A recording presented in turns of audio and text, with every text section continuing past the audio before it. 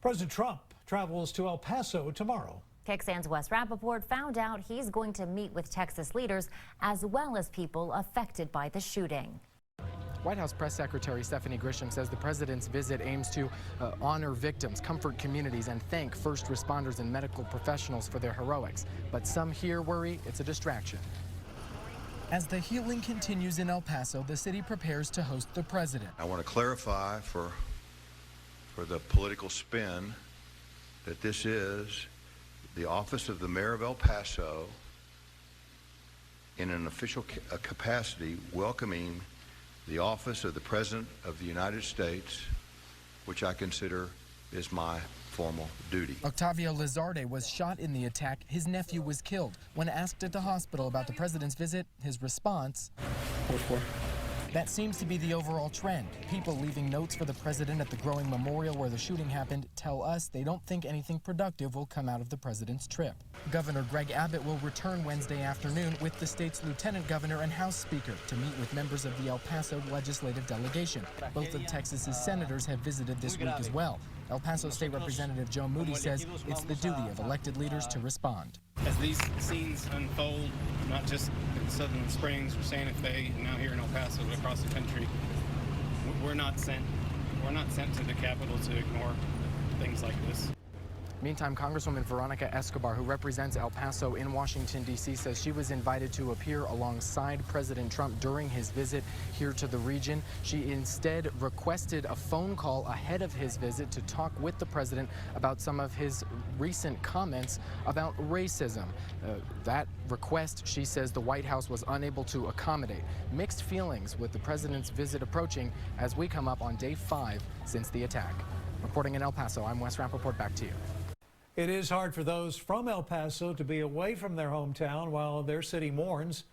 A large group met tonight in downtown Austin at Auditorium Shores. They were there to express love for their city and share their feelings. It was a complete shock to us, and half of us are kind of at a loss. I have not been able to focus completely, get my mind off of it. Silva says the El Paso community is resilient and watches out for one another. Tonight, new perspective on the El Paso shooting from a law enforcement officer who responded Saturday. He's one of the investigators who found the suspected gunman's manifesto. The document suggests he was trying to stop a, quote, Hispanic invasion of Texas. Rachel Droz spoke to him about the investigation and how the city is coping. I'm certainly proud of how this city has responded. Lieutenant Dustin Liston is one of countless police officers that responded to Saturday's mass shooting in El Paso, Texas. Almost everyone in the city with a badge responded.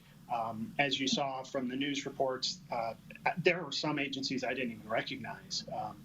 And I've never seen anything like it. Liston is the director of the El Paso Fusion Center. That's a multi-agency tactical response and information exchange for the region. We were able to uncover this manifesto relatively quickly, but we weren't able to attribute it to the suspect until later. Right now, Liston says the El Paso community is just trying to understand what happened.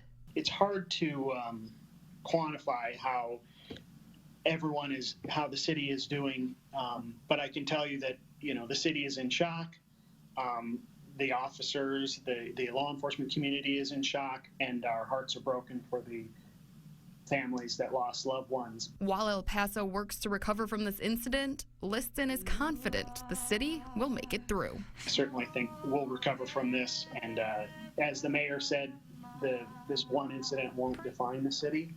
I think moving forward, the city has a lot to show and a lot to be proud of.